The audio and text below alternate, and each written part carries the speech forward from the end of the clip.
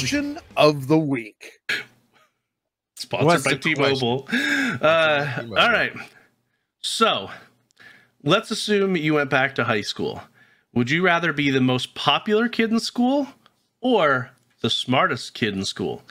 And I don't want to hear, I know you're going to be like, I was both. But no, I was both.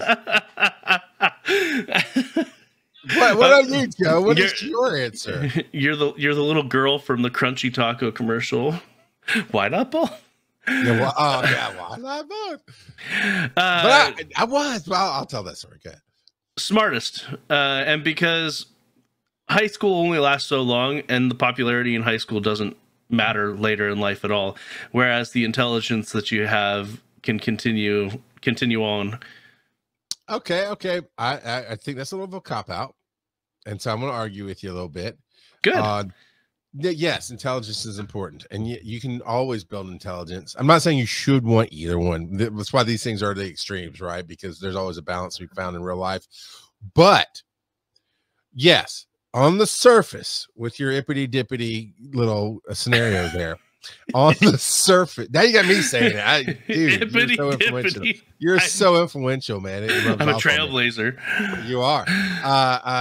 But the idea of being able to navigate social circumstances is a strength that a lot of people don't have. And no, high school is not typically the place you learn it. You have your cliques, you have the popular kids, you have what's all the stereotypes, right? You got the cheerleaders, you got the jocks, you got the dumb kids, you got the smart kids, you got the misfits, the nonconformists that all look alike, that kind of thing.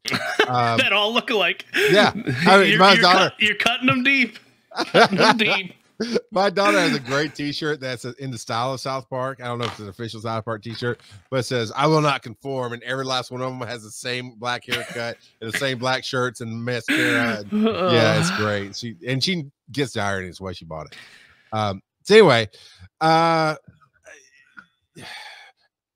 yes, if the popularity is only because people like you and that was your heyday, 100% agree with you, Joe.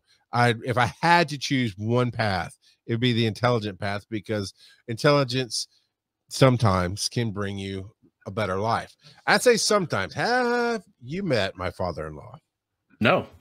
He is, but I've heard a lot of stories. You have.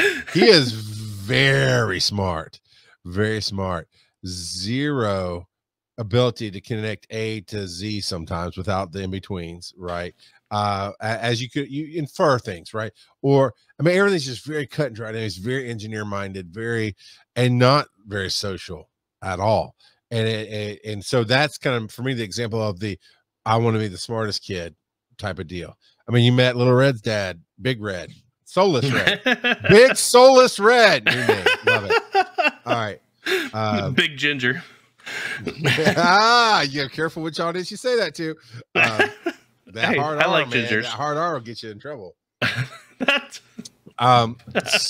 anyway, that's not a hard R. It's a Friday afternoon, everybody. Nobody's been drinking or anything yet, and this is the day you're gonna get. All right. So but for me, you said high school. In high school, I was the most popular kid, and not because I was just homeschooled. Now I'm using my interactions. Mom, I'm so popular. My mama liked me. She said I was a good kid. My people took my fish and said I was a good kid too. I was the homecoming queen, and my mom was the homecoming queen. Or I was homecoming king, and my mom was the homecoming queen. Joe cleaned it up. But yeah, no, I am using my actual interactions with. I mean, I scored higher on my tests. I outrun people on answers. I had the intelligence, but I also had the way to connect with everybody.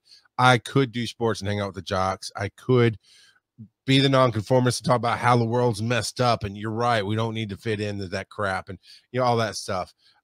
So yeah, but you said college. I'd much rather be the most popular than the smartest, because there's some really, I mean, you got to pick the school, right? But you talk about Harvard, I'd rather be popular at Harvard than the smartest, because that's a lot of work. And you're talking about competing with 12-year-olds who are geniuses going to the school. I ain't competing that, but I know I'll get invited to that party when that kid won't. So screw him. Yeah, Sheldon Cooper. Screw you, Sheldon Cooper. Oh my God. So what would you after that, what's your rebuttal? What's your, you still stand on, you want to be the most intelligent? Well, so it also depends. Like, if you don't pick most intelligent, that doesn't necessarily make you automatically dumb. If you don't pick the most popular, it doesn't mean that you're like hyper unpopular. It's not to that extreme, I don't think. I mean, we could play it like that, but and so I started off with intelligence, but as I got to thinking about it, high school, other than the getting your diploma and then moving on, because most people, that's not the end of their education. Well, for a lot of people, I don't know what those statistics are. And so being popular would definitely get you a lot more memories. And so if you're thinking of it from a memory building standpoint, yeah, your experiences are going to be, I don't know if more vibrant is the term I want to go with, but definitely a different kind of vibrant. And you would have a lot more social experiences, obviously. And so there is something to say about being popular and gaining social experience and social intelligence, because that is an entirely separate skill from being a book smart person. And you can get very far in life with advanced social skills. Yeah, I am definitely king of that. You know, part of my brand is not remembering names, but that's only part of the brand. It's funny, I lean into it. Sometimes I purposely get all ippity skippity on it. But it is very much also a real thing.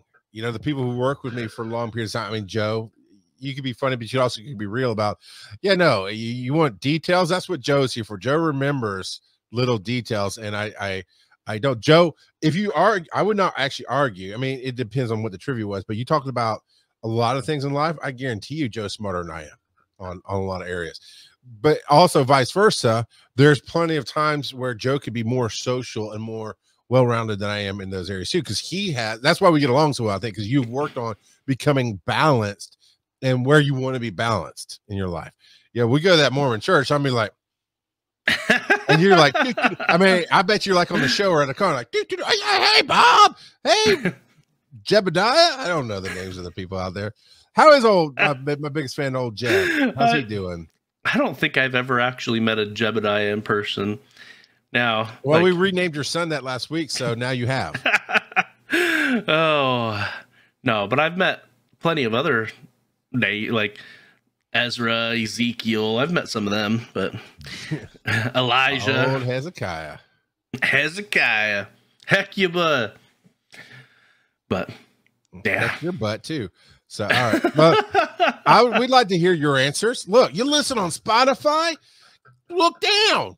Don't just listen in your car and move on. Pull over, be safe, and look. There's a survey. There's a. It's not a survey. It's not a poll. It's a question, basically. And that's the question: would you rather be the smartest kid or the most popular kid?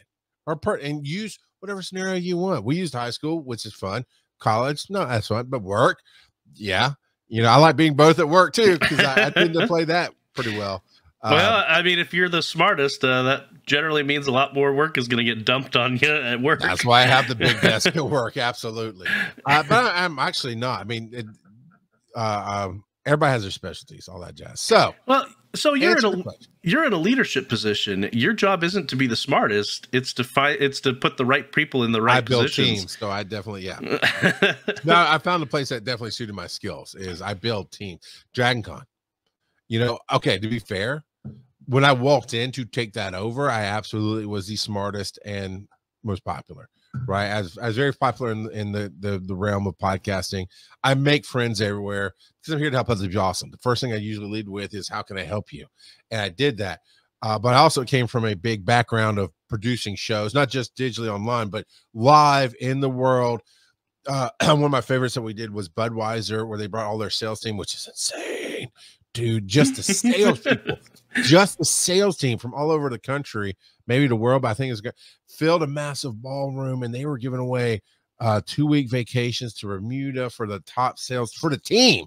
and teams consist of 8 to 10 people. And this thing was, yeah, but we put up huge screens, lights. It's like rock concert, but for these corporate weirdos. It was great.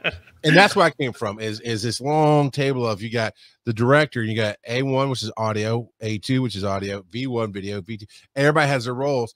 And so I brought that, but now, I mean, Scott has definitely upped the game, and you have upped the game, and everybody has their specialties, because that's what I do, is I build teams.